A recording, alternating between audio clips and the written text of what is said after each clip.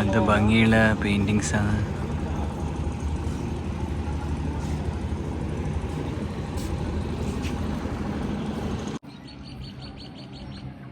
അടുത്ത ഘാട്ടാണിത്.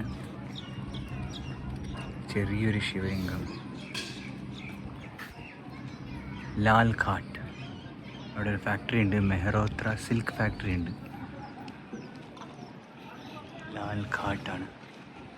സ്കൂള് അങ്ങനെയൊക്കെ കാണാം.